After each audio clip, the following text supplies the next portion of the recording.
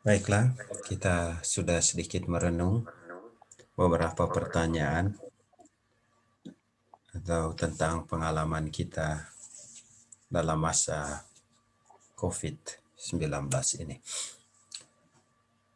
Mungkin ada yang mau men-sharingkan pengalamannya tentang pengalaman positif, negatif, kekurangannya. Pertanyaan-pertanyaan tadi bukan pertanyaan ujian, tidak perlu dijawab satu persatu. Sharing apa adanya, apa yang kita alami selama masa pandemi corona ini.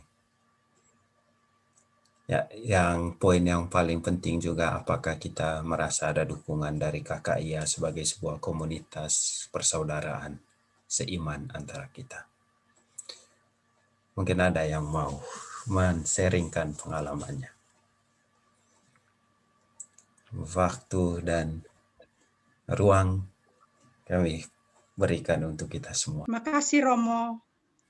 Oke, terima kasih Tante atas sharingnya. Ya, pandemi corona ini menyadarkan kita bahwa kita adalah manusia yang terbatas. Kadang-kadang rencana kita tidak ada dalam kontrol kita. Kita boleh merencanakan, ternyata ada satu kekuatan lain yang menentukan rencana itu. Kita nanti lanjutkan sharingnya ke tahap kedua. Saya kira sharing untuk pengalaman kita selama pandemi corona ini kita putuskan sampai di sini dulu. Nanti kita bisa tukar pendapat setelah selesai seluruhnya. Kita maju ke sharing tahap kedua. Kita mengamati bersama poster tema Natal tahun ini. Nanti yang belum berkesempatan sharing bisa masukkan sharing pengalamannya juga dalam kesempatan yang berikut.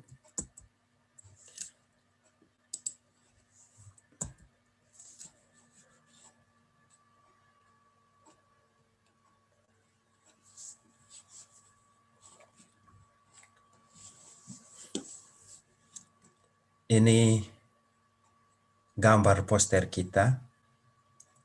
Kita diminta untuk merenungkan gambar ini dengan 3 pertanyaan di sampingnya, itu objek-objek apa yang menarik dan berkesan bagi saya dalam poster ini. Kesan apa yang timbul dalam pikiran dan perasaan saya ketika melihat poster ini. Lalu ada niat pribadi yang muncul dalam diri saya ketika lihat poster ini. Kita renung sedikit 5 menit, lalu kita mulai sharing.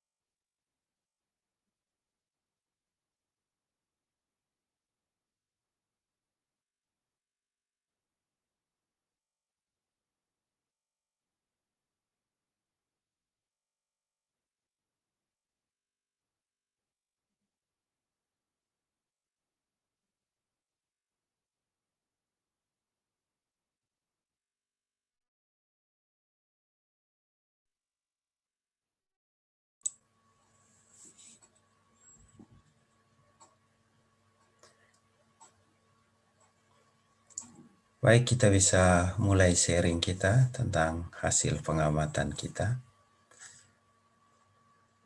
Kita beri kesempatan kepada mereka yang belum sempat men-sharingkan pengalamannya tadi. Pak David mau mulai? Boleh Romo, selamat pagi semua. Setelah melihat poster ini, objek yang menarik ya, yang terkesan bagi saya adalah objek-objek peristiwa-peristiwa Natal. Jadi yang mana peristiwa Natal mengingatkan saya yang mana peristiwa Natal yang selalu kita laksanakan dengan penuh kegembiraan ya, dari mulai persiapannya ya, kita bisa berkumpul bersama, bahu membahu, latihan bersama, itu semua tidak bisa kita dapatkan lagi pada saat ini.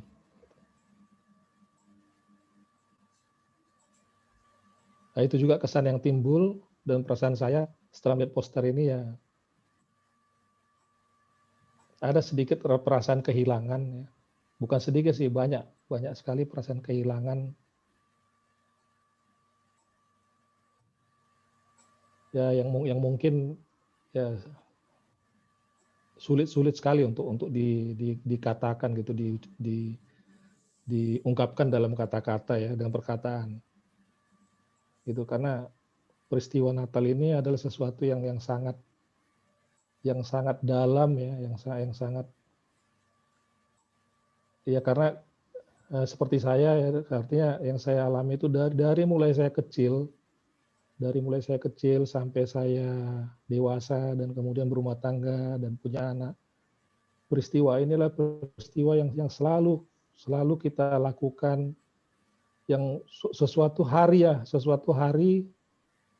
masa yang memang berbeda dengan hari-hari sebelumnya. Maka bulan Desember itu adalah sesuatu bulan yang memang sangat istimewa bagi saya dan keluarga saya umumnya. Gitu. Jadi memang setelah melihat poster ini,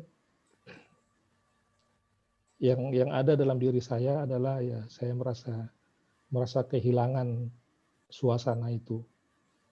Ya walaupun ada yang kita buat dengan sekarang ini, ya dengan lakukan kegiatan-kegiatan secara virtual, tapi ya tidak sama walaupun ya dengan sedikit bisa menghibur kita atau bisa membantu kita untuk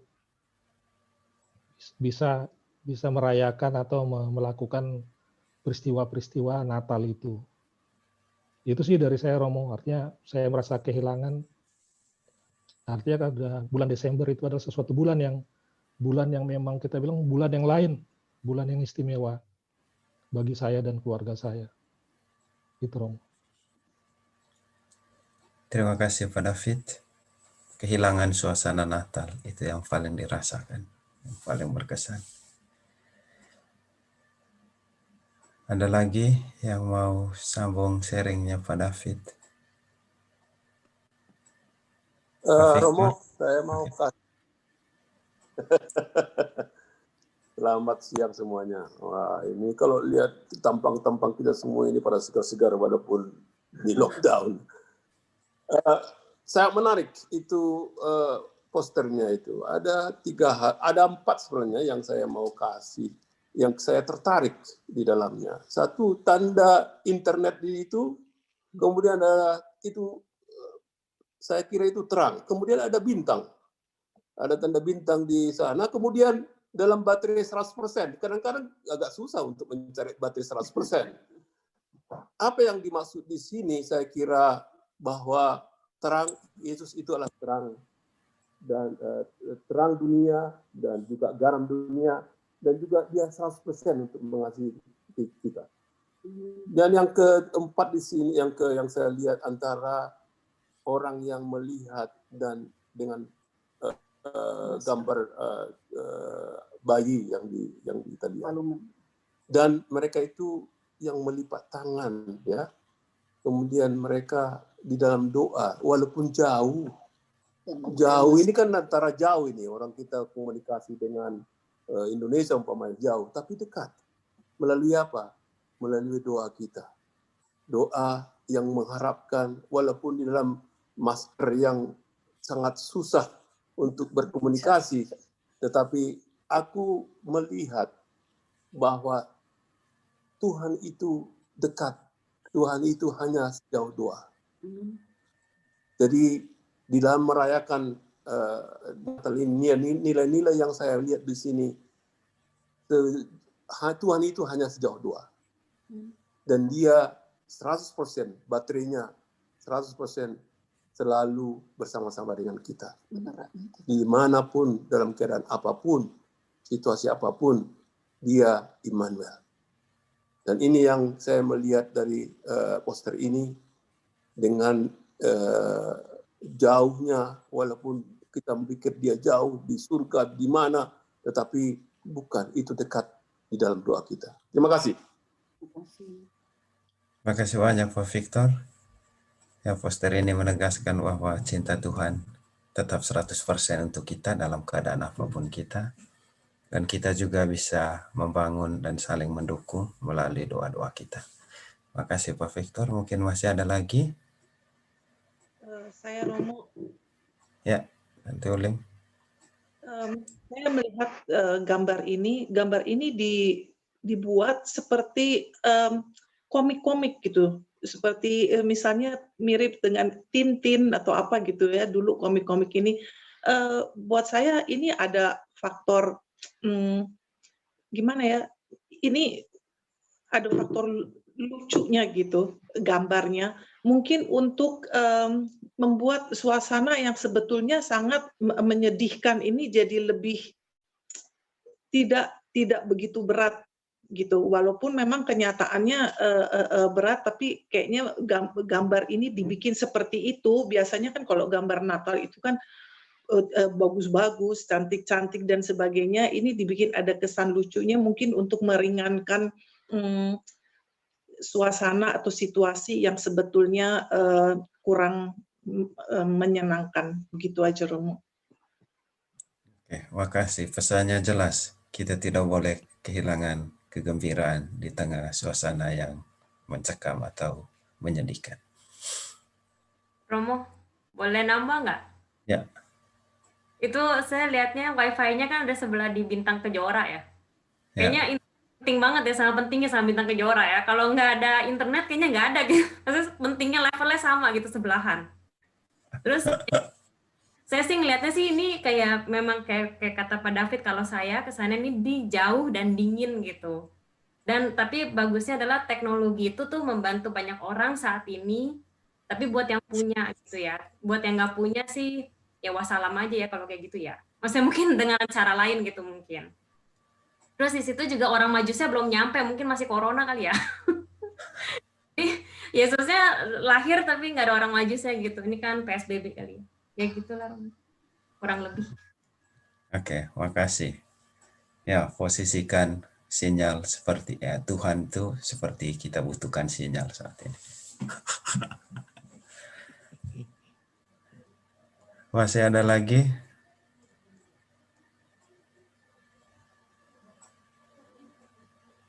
Saya boleh ikutan nggak? Ikutan Ya, agak telat nih, baru dari pulang gereja tadi.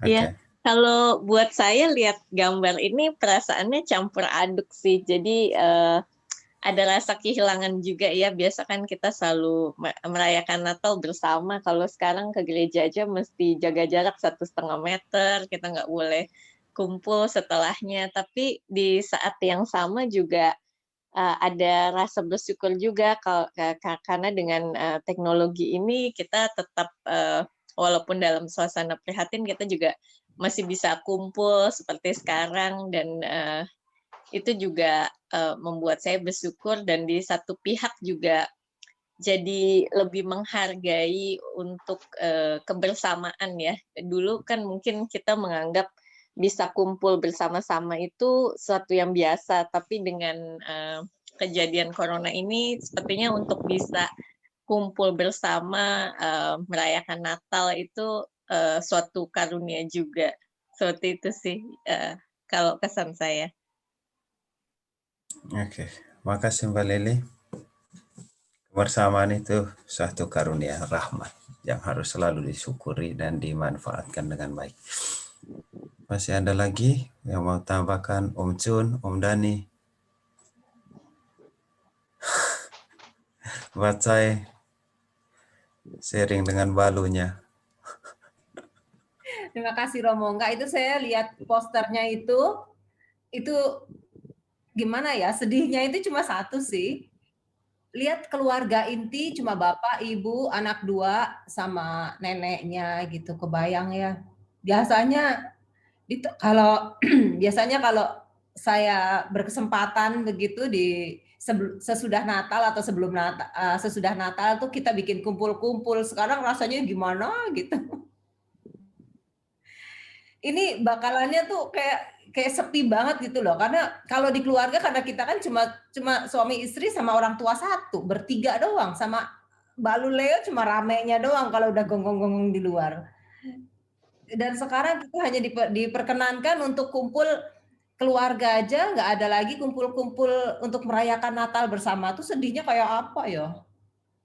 Biasanya tanggal-tanggal seperti ini nih saya paling rajin datang ikut kumpul-kumpul di KKIA Romo juga kalau ada latihan, karena justru itu kesempatan saya buat mintain dana Natal kan. Sekarang nggak ada acara-acara itu, benar-benar bikin sedih. Tapi bagus ada pertemuan secara virtual kayak begini nih, benar-benar membantu Romo. Gitu aja sih sharing saya. Terima kasih. Makasih Mbak Ce. Ya, saya sebenarnya tiap hari minggu begini kan dapat makan gratis. Sekarang tidak lagi. Banyak yang hilang. Oke. Masih ada lagi yang mau lanjutkan?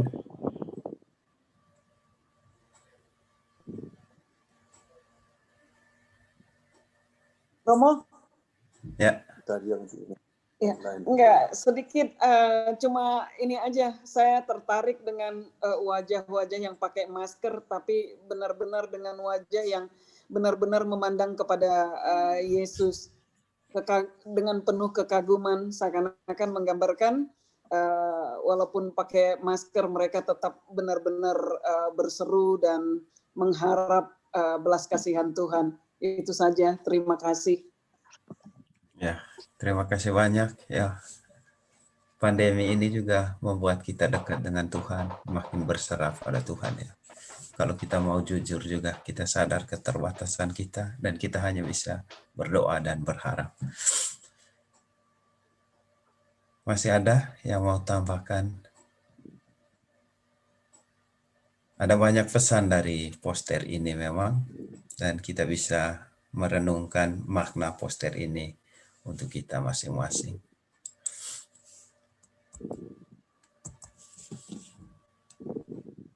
Baik, sekarang kita coba merenungkan ini, temanya, tema Natal tahun ini. Mereka akan menamakannya Immanuel. Dan untuk renungan ini kita coba lihat teks Injil Matius bab 1 ayat 18-25. Nanti teks ini kita baca bersama, dalam hati saya akan tampilkan di layar.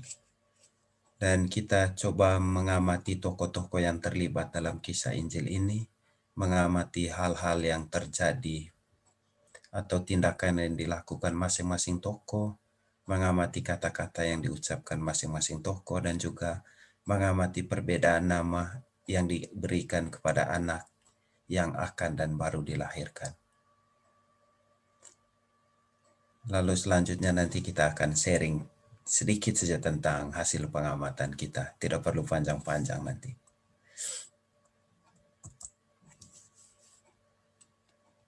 Ini teksnya. Mudah-mudahan bisa dibaca.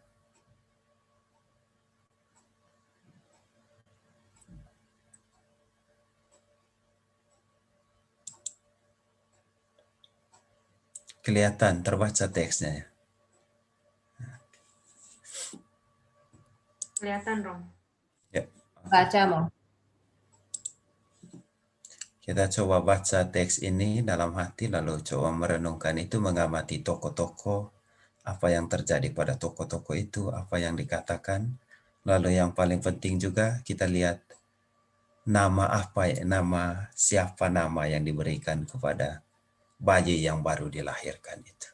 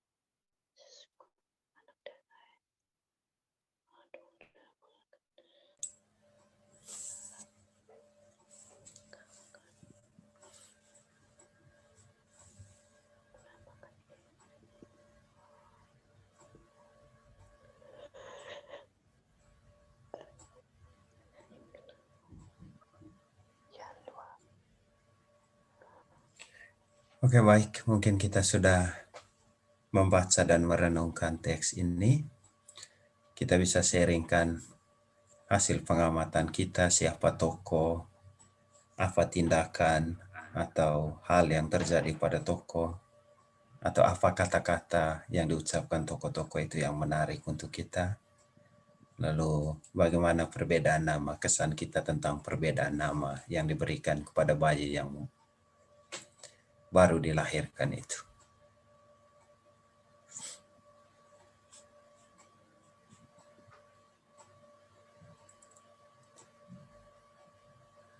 Ada yang mau mulai?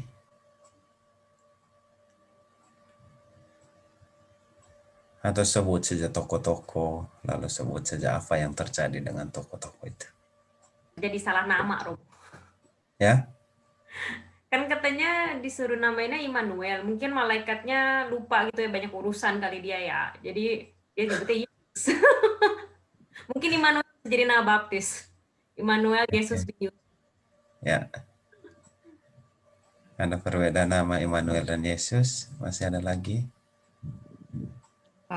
Izin Mo. Ya. Kalau baca dari sini, sesungguhnya anak darah itu akan mengandung dan melahirkan seorang anak laki-laki. Dan mereka akan menamakan dia Immanuel. Mereka itu mungkin maksudnya kita-kita ini ya. Jadi Ya, nanti itu direnungkan. Kalau menurut saya ini kayaknya mereka akan menamakan dia Immanuel. Maksudnya kita yang setelah Yesus lahir, kita yang akan menamakan dia Immanuel. Allah menyertai kita karena dia lahir ke dunia untuk sudah disampaikan bahwa dia yang akan menyelamatkan umatnya dari dosa mereka. Itu yang sudah dikatakan oleh dia akan menamakan anak yang dilahirkan Maria akan dinamakan Yesus. Itu sudah ada dari malaikat yang menyampaikan itu kepada Maria. Nah, kemudian kita karena dia yang datang hadir ke dunia ini tugasnya untuk menghapus atau menyelamatkan umat manusia dari dosa. Kemudian kita-kitalah yang akan menyebut dia Immanuel. Allah menyertai kita. Itu aja, Mo. Oke, makasih. Mereka di sini maksudnya kita ya. Makasih. Nanti kita renungkan lebih lanjut tentang. Masih ada lagi?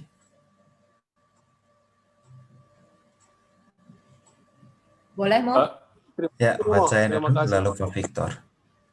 Oke. Terima kasih, Mo. Saya cuma kagum dengan sosok seorang lelaki bernama Yusuf. Beruntung sekali Yesus itu lahir di zaman dulu ya. Coba kalau zaman sekarang, Mo. Yusuf itu kalau lelaki sekarang, Mo. Aduh. Anak sendiri aja kalau misalnya mereka hasil berbuat terus dia nggak siap, itu pasti akan lari. Nah, ini bukan hasil dari dia sendiri, begitu loh. Anak yang dikandung dari Maria, itu anak dari Roh Kudus. Zaman dulu nih, Mo ya. Zaman dulu. Dan dia mendapatkan kunjungan dari malaikat itu, dan dia mau percaya. Kebayang kalau dia nggak percaya, Mo? Pasti ceritanya akan berubah, begitu loh. Ya. Ya kan, itu kekaguman saya cuma di situ. Jadinya nggak cuma sekedar tidak hanya Maria yang mau menerima takdirnya sebagai ibunda dari Yesus yang jelas-jelas itu kan sebenarnya malu ya, orang belum resmi menikah mereka dan dia sudah hamil duluan. Kalau kita udah pasti diomongin orang itu. Dan di akhir hidupnya juga dia menyaksikan bagaimana anaknya itu pada akhirnya dihujat sampai disalibkan. Itu sakitnya itu kan mendalam, tapi dia pasti tahu itu bahwa itu akan terjadi sekali waktu. Gitu, itu kan berat. Dan Yusuf pun sebenarnya lakon yang benar-benar penting juga dalam cerita ini, karena kalau Yusuf pada saat itu nggak terima tugas dari Tuhan, ceritanya pasti berbeda, Romo. Itu aja buat saya. Saya kagum dengan sosok Yusuf yang juga mau menerima tugas dari Allah seperti Bunda Maria. Ya. Terima kasih. Terima kasih. Mungkin itu juga sebabnya maka Paus Fransiskus mencanangkan tahun ini mulai 8 Desember 2020 sampai nanti 8 Desember 2021 sebagai tahun Santo Yusuf. Oh, bagus sekali.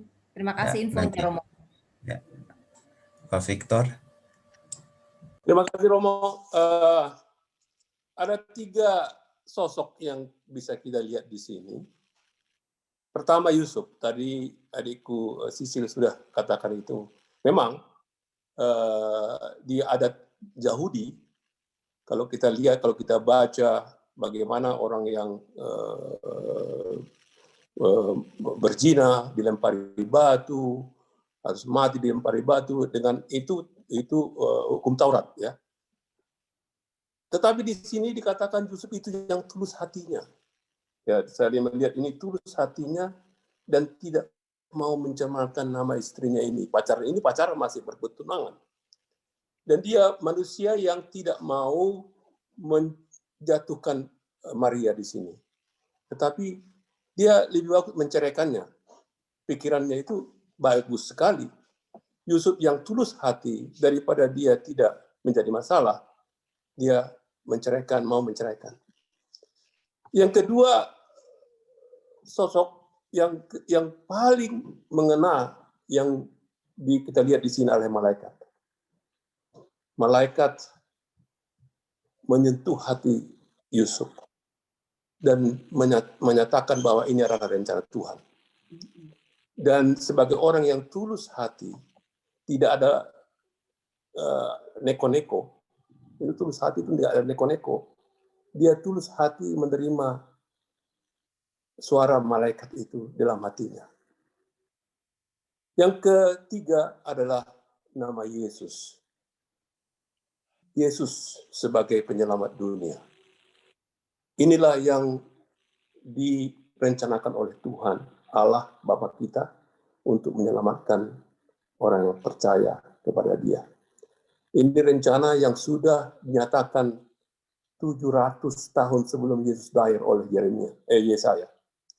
Dalam Yesaya 7 ayat 14, bahwa Dia akan datang sebagai Immanuel. Dialah Tuhan Allah yang hidup bersama-sama dengan kita. Jadi ada 3 sosok yang perlu kita lihat di sini, adalah satu Yusuf, malaikat, dan Yesus sendiri. Terima kasih, Romo. Makasih Pak Victor. Ada Yusuf, malaikat, dengan nama Yesus. Ada lagi?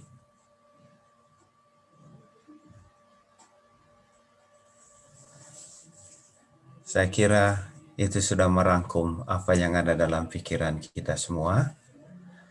Dan kita coba merenungkan tema ini bersama-sama. Teks Injil ini maksudnya.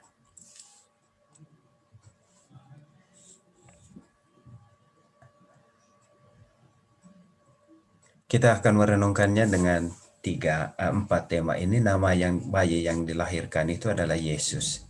Lalu kita lihat Immanuel dalam Perjanjian Lama, Perjanjian Baru, dan Immanuel bagi kita, KKIA.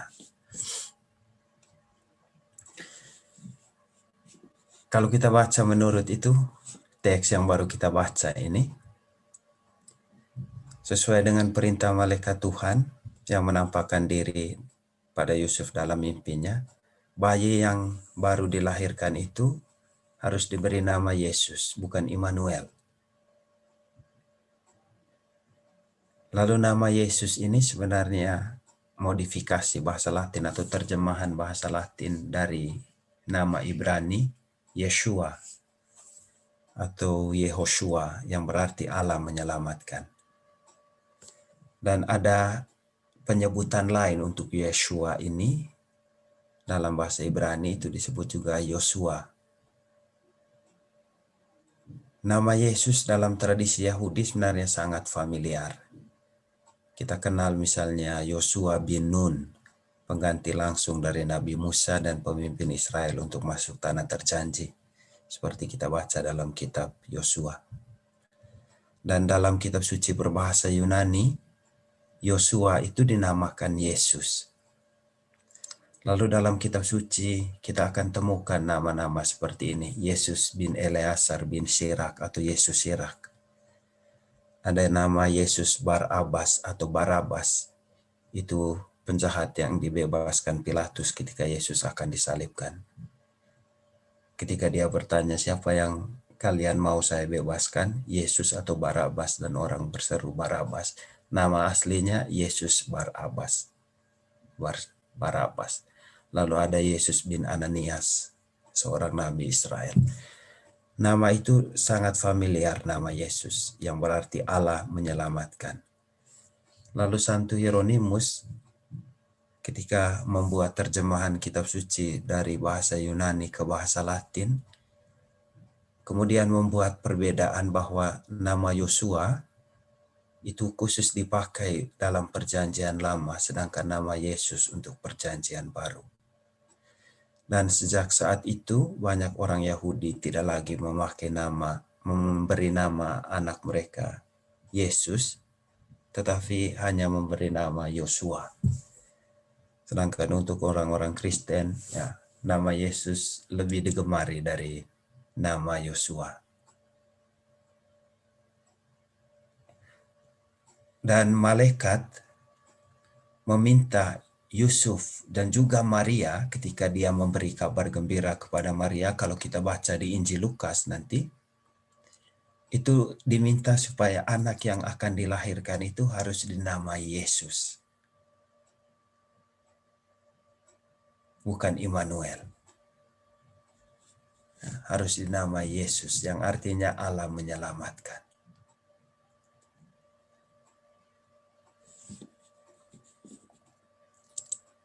Lalu mengapa Yesus kemudian dinamakan Immanuel?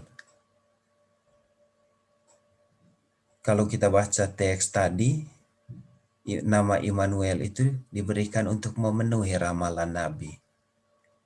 Sesungguhnya anak darah itu akan mengandung dan melahirkan anak laki-laki, dan mereka akan menamakan dia Immanuel, yang berarti Allah menyertai kita, God with us. Ya, Injil Matius mengutip Yesaya bab 7 ayat 14-17 seperti sudah disebutkan Pak Victor tadi, sambil membuat beberapa penyesuaian. Kalau kita baca Yesaya 7:14, kata-katanya seperti ini: sesungguhnya seorang perempuan muda mengandung dan akan melahirkan seorang anak laki-laki, dan ia akan menamakan dia Immanuel. Kalau kita lihat dua teks ini berbeda. Dalam Matius, sesungguhnya anak darah itu, anak darah di situ untuk menggantikan seorang perempuan muda. Dalam Yesaya, mengandung anak laki-laki dan ia akan menamakan dia. Di Yesaya itu disebut ia, berarti ibunya, perempuan muda itu yang menamakan dia. Sedangkan dalam Matius itu mereka. Lalu kalau kita baca lebih lanjut kitab Yesaya, Immanuel itu nanti disebut lagi dalam Yesaya bab 8 ayat 5-8 dan Yesaya bab 8 ayat 9-10. Kita coba lihat sedikit makna atau arti nama Immanuel itu menurut Yesaya ini, menurut perjanjian lama.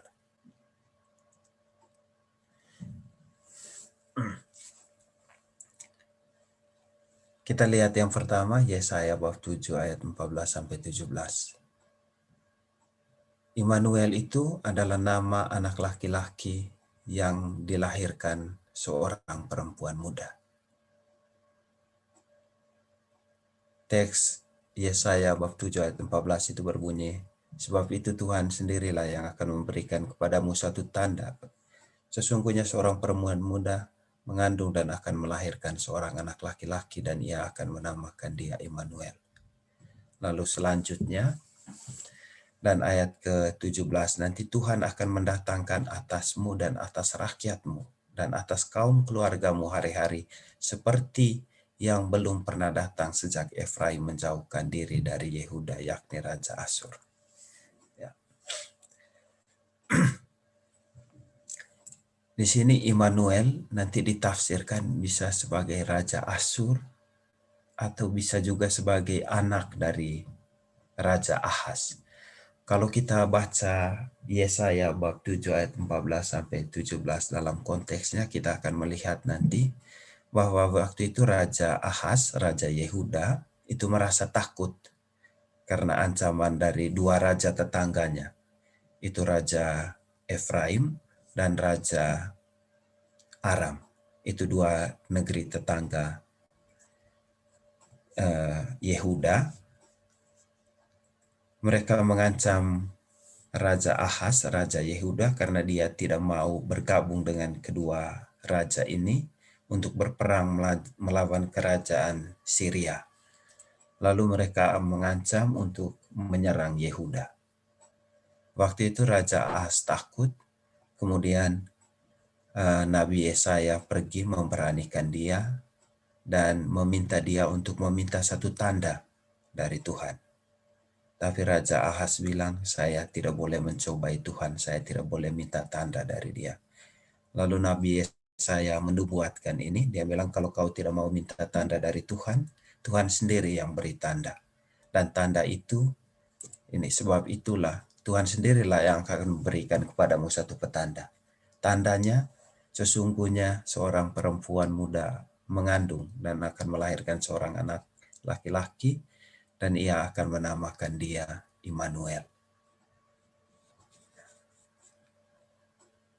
Lalu nanti tanda itu akan terwujud ketika Tuhan mendatangkan kepada Raja Ahaz atau kepada rakyat Yehuda atas keluarganya, itu Raja Asyur, Raja Syria yang menyerang dua kerajaan tetangga itu.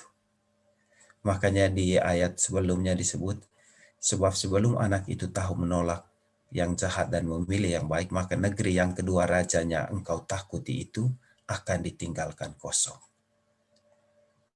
Immanuel itu ada waktu Raja Asyur ini menyerang kerajaan Efraim dan Aram.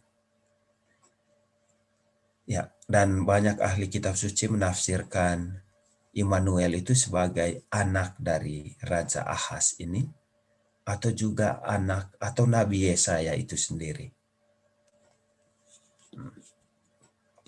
Lalu kalau kita lihat selanjutan kisah ini dalam Yesaya 8:5-8, di sini Yesaya itu yang nanti akan dinamakan Immanuel.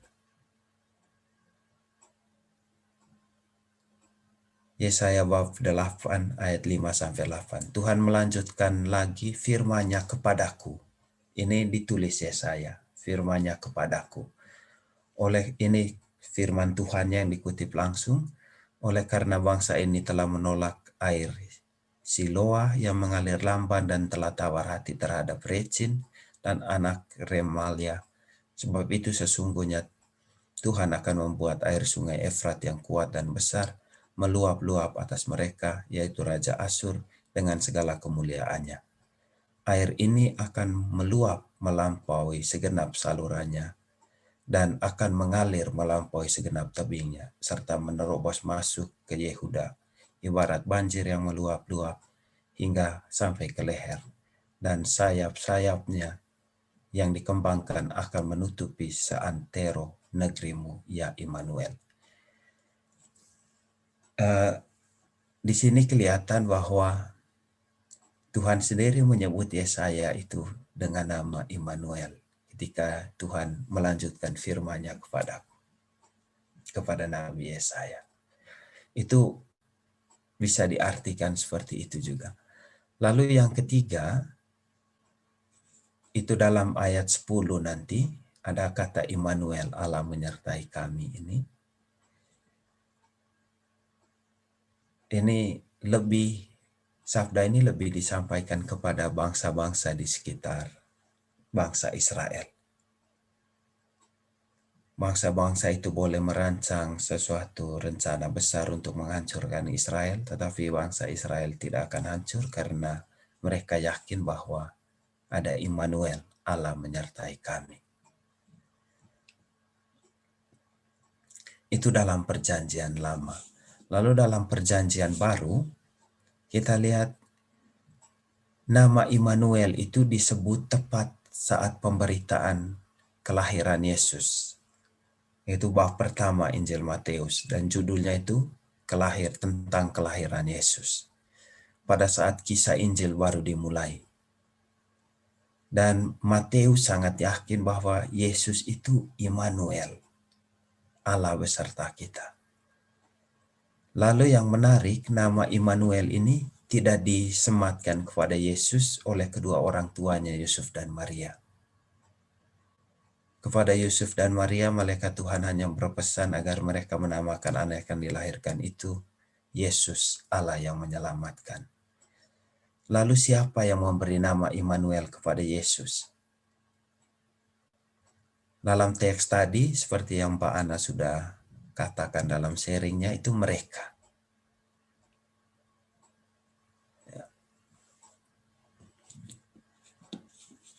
mereka ini, siapa mereka ini, itu yang jadi pertanyaan kita sekarang. Ya, Yesus dijuluki Immanuel oleh mereka. Mereka itu adalah orang yang bisa melihat bahwa dalam diri orang yang bernama Yesus tampak nyata bahwa Allah sungguh ada, hidup dan hadir bersama mereka. Jadi orang-orang yang percaya kepada Yesus seperti yang dikatakan Pak Ana. Mereka yang percaya bahwa Yesus bukan hanya seorang manusia biasa yang mempunyai banyak keistimewaan, melainkan terutama sebagai Allah yang menjadi dan hidup sebagai manusia, sebagai sabda Allah yang diam di antara manusia. Nanti Injil Yohanes juga meyakini yang sama ketika dia menulis sabda itu telah menjadi daging dan sudah tinggal di antara kita. Nanti itu bisa dibaca di Yohanes bab 1 ayat 14. Dalam perjanjian baru itu nama Immanuel itu menjadi sebuah bentuk pengakuan iman orang-orang yang percaya kepada Yesus bahwa ia adalah anak Allah dan sekaligus anak manusia. Ia adalah Sang Juru Selamat yang dinantikan Israel dan seluruh dunia. Sang Mesias yang diurapi atau Kristus dalam bahasa Yunani-nya nanti. Ya, yang beri nama Immanuel itu orang-orang yang percaya. Matius itu termasuk salah satu orang yang percaya bahwa dalam diri Yesus tidak hanya nampak kemanusiaannya, tapi ada juga kodrat kealahannya. Karena itu dia menempatkan di awal Injilnya bahwa Yesus yang dilahirkan Maria dan Yosef, yang dilahirkan dalam keluarga Maria dan Yosef itu harus dinamakan Immanuel. Tapi menurut perjanjian lama, Immanuel itu bisa diartikan sebagai siapa saja sebenarnya. Boleh Raja Asyur, boleh anak dari Raja Ahaz, boleh Nabi Yesaya sendiri.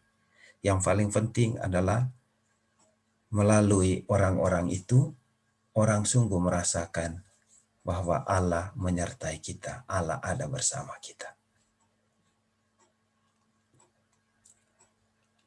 Ya, lalu kita coba lihat sedikit nama Immanuel ini bagi kita artinya apa. Kita percaya bahwa Yesus adalah Immanuel bagi kita. Seperti Injil Matius, Injil Yohanes, seperti semua orang Kristen, kita percaya bahwa Yesus adalah Immanuel. Allah yang hidup dan tinggal bersama kita. Dan melalui rahmat pembaptisan, kita sebenarnya telah menjadi sama seperti Yesus, sama seperti Kristus. Kalau dalam doa-doa, terutama doa untuk orang mati, kalau dalam tradisi Katolik sering disebut begini, dalam pembaptisan ia telah menjadi sama seperti Kristus.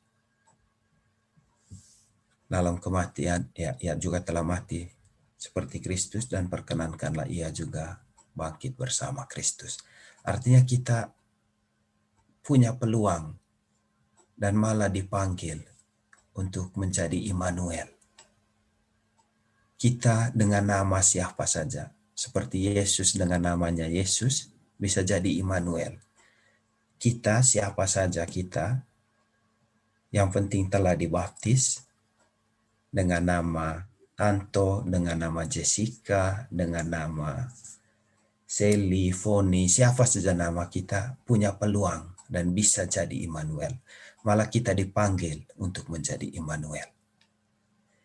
Kita adalah sabda Allah yang hidup dan tinggal di antara manusia. Kita harus jadi kitab suci yang bisa dibaca oleh orang-orang yang ada di sekitar kita. Bukan saja oleh orang-orang yang seiman, melainkan terutama oleh orang-orang yang tidak seiman. Kita bisa jadi Immanuel. Dan caranya, hayati dan hidupi apa yang kita mengerti dari Injil, dari sabda Allah. Kalau kita bisa menghayati apa yang kita baca dari Injil, apa yang kita pahami, maka peluang kita jadi Immanuel besar. Dan melalui diri kita, orang bisa sungguh merasakan dan mengalami bahwa Allah ada, hidup dan hadir di tengah kita. Lalu, ya, bagaimana cara kita menghayati dan menghidupi Injil dalam hidup kita. Kalau kita baca seluruh kitab suci mungkin terlalu banyak pesan. Terlalu banyak pesan dari Injil dan kita mungkin tidak sanggup menjalankan semua pesan itu. Tapi saya mau sampaikan 2 mutiara Injil ini yang mungkin perlu kita jadikan pedoman hidup kita di mana dan kapan saja. Cukup 2 ayat ini yang kita pegang.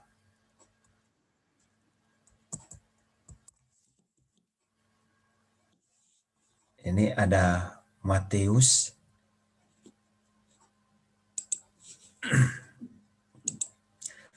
7:12. Segala sesuatu yang kamu kehendaki supaya orang perbuat kepadamu, perbuatlah demikian juga kepada mereka. Itulah seluruh hukum Taurat dan kitab para nabi, isi seluruh pusat Injil sebenarnya di sini. Lakukan segala sesuatu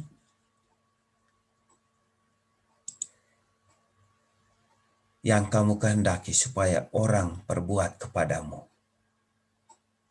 Perbuatlah demikian juga kepada mereka. Lalu yang kedua, teks Injil yang kedua yang mungkin kita perlu jadikan mutiara kita. Ketika ini teks yang diambil ketika seorang ahli Taurat itu bertanya, hukum mana yang terutama? Yesus jawab ini, kasihilah Tuhan Allahmu dengan segenap hatimu, segenap jiwamu, segenap akal budimu. Itulah hukum yang terutama dan pertama, dan hukum yang kedua yang sama dengan itu, kasihilah sesama manusia seperti dirimu sendiri. Pada kedua hukum inilah tergantung seluruh kitab Taurat dan kitab para nabi. Ini 2 mutiara Injil yang kalau kita ingat baik dalam hidup kita dan kita sungguh hayati ini, saya rasa kita bisa jadi Immanuel, bisa jadi tanda yang menunjukkan Allah ada, Allah hidup, berjalan, dan tinggal bersama kita.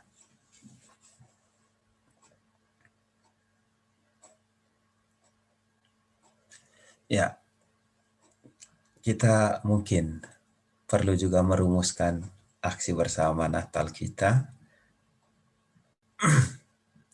untuk mewujudkan panggilan kita menjadi Immanuel, terutama untuk keadaan kita di Indonesia. Data hari ini, kasus virus corona di Indonesia itu ada 617.820 kasus. Yang sembuh 505.836, lalu yang meninggal dunia sudah sangat tinggi, 18.819. Lalu kita baca dari banyak media bahwa di Indonesia situasinya banyak orang kehilangan pekerjaan, tidak bisa membiayai keluarganya, banyak persoalan. Dan biasanya kita waktu Natal sering kumpul dana solidaritas yang dikirim ke Indonesia. Hanya karena kali ini kita tidak bisa merayakan Natal bersama, satu pertanyaan kepada kita, apakah kita mau mengumpulkan dana solidaritas? Kalau mau, siapa yang mau mengumpulkannya atau bagaimana? Kepada siapa yang mau dikirim, mulai dan sampai kapan kita kumpul ini? Bisa transfer saja melalui bank, konto bank seseorang. Kita bisa diskusikan dulu hal ini, aksi nyata Natal kita untuk jadi Immanuel. Ada pendapat tentang ini? Boleh, Mo? Oke, boleh. Buat saya. Pertanyaan saya, apa dana solidaritas memang hanya untuk pandemi corona atau bagaimana? Tadinya sih saya ada kepikiran sedikit untuk dana solidaritas seperti ini ya, tapi yang ada di otak saya waktu itu untuk keluarga yang menjadi korban teroris di Sigi itu loh, Mo. Saya ya tadinya saya berpikir ke situ. Waktu itu saya pikir kalau memang nanti KKIA ada, saya ingin mengajukan usul seperti ini. Cuma itu akan menjadi extra work untuk yang mungkin tahu, karena ini kan gereja bala keselamatan. Saya sama sekali nggak ada informasi, dan saya nggak tahu. Yang saya tahu dari baca sana sini di internet, itu juga nggak tahu apa beritanya valid atau tidak, bahwa mereka itu dari keluarga miskin, dan mereka tuh keluarga sederhana. Dari orang-orang yang korban teroris itu tuh, kalau ngelihat videonya tuh kayaknya sedih banget gitu loh. Saya cuma mau mengusulkan itu aja, kalau memang kita mau mengadakan dana solidaritas. Mungkin kalau untuk Bala Keselamatan itu gereja evangelis ya, gereja Kristen kalau nggak salah ya, Mo. Atau gereja Katolik. Mungkin Pak Victor bisa bantu mungkin cari informasi kalau memang itu gereja Kristen, gereja evangelis begitu. Cuma ide aja kalau misalnya memang mau jadi jelas larinya kemana begitu loh. Kalau pandemi corona kita bingung mau kasih kemana begitu loh. Segitu aja Romo, terima kasih. Ya, baik, ide yang baik. Mungkin kita bisa fokus ke sana. Dana solidaritas nanti kita kirim ke keluarga dari korban teroris Sigi itu. Boleh. Hanya kita nanti mungkin cari nomor kontak kepada siapa kita bisa kirim dana itu. Entah mereka dari gereja Katolik, gereja evangelis, kita tidak lihat itu, tapi ya mereka juga perlu mengalami bahwa dalam situasi mereka diserang teroris, ya ada Allah beserta mereka. Oke. Saya kira ide yang baik. Masih ada lagi pendapat tentang ini?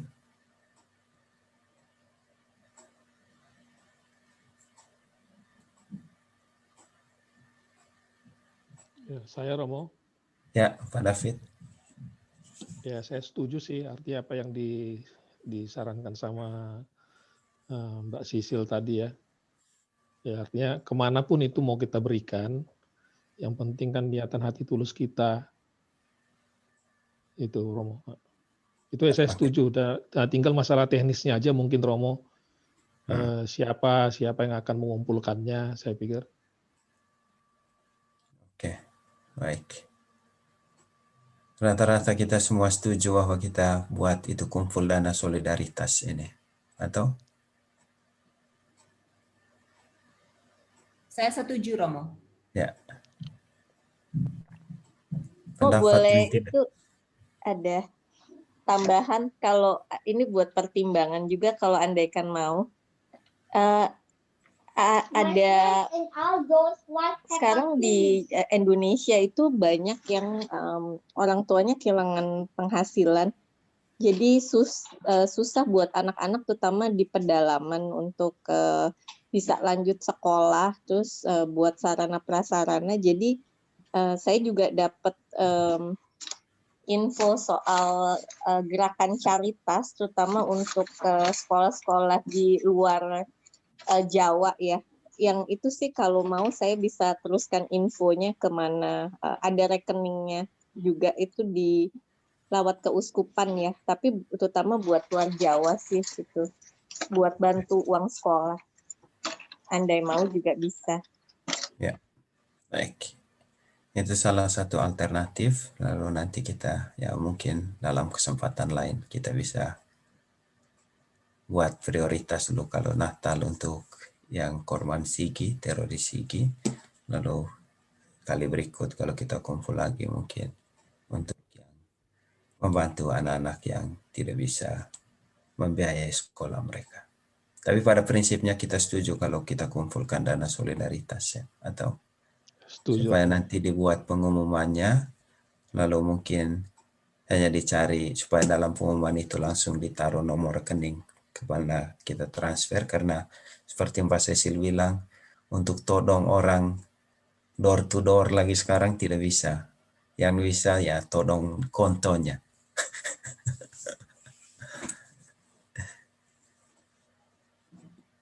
Oke. Ada yang mau menawarkan nomor kontonya sebagai pengumpul sumbangan? Halo, terima kasih Romo. Ini memang Saya setuju dengan Sisil. Memang sesuatu yang kejadian yang menyedihkan sebenarnya yang terjadi di Sigi itu.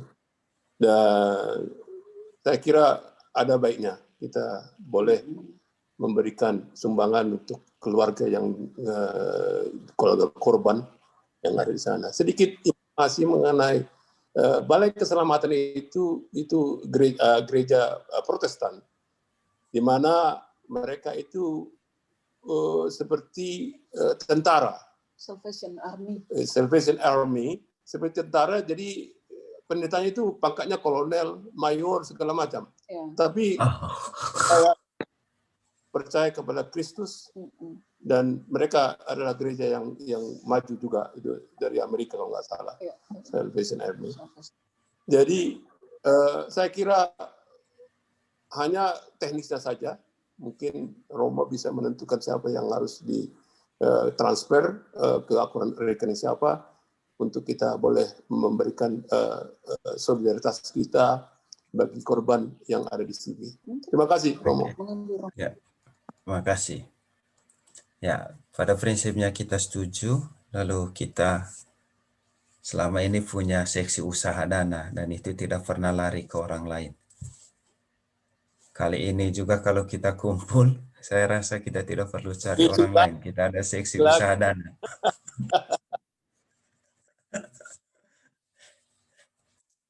Posisi itu tidak bisa diganggu gugat, tidak tergantikan. Yang pasti siap nomor kontonya mungkin.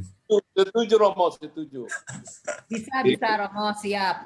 Dan nanti saya akan informasikan ke Romo untuk beri informasinya di KKIA. Orang yang mau transfer silahkan, atau kalau nggak bisa transfer, bisa titip di toko juga bisa.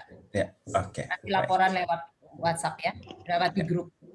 Setuju, bagus idenya.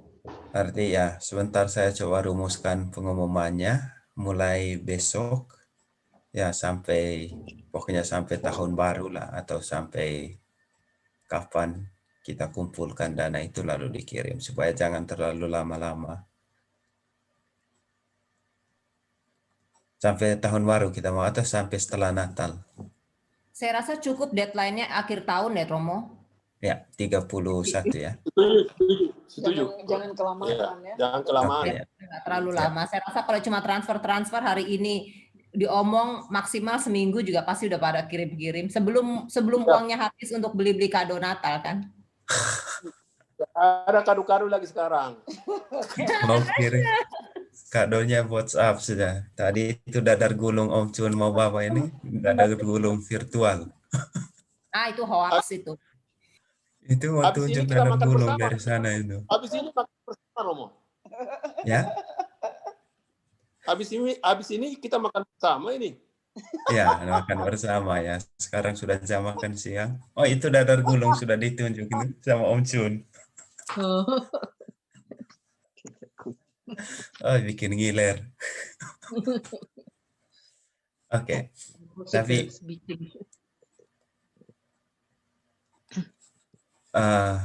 itu dana aksi konkret kita, lalu ini harapan terakhir. Semoga melalui tutur kata, tingkah laku, cara hidup kita, orang lain sanggup melihat, merasakan, dan mengalami Sang Immanuel, Allah beserta kita. Selamat menyambut Natal 2020. Mudah-mudahan kita bisa menjadi Immanuel. Terima kasih banyak untuk partisipasi kita semua. Terima kasih untuk pengorbanan waktu.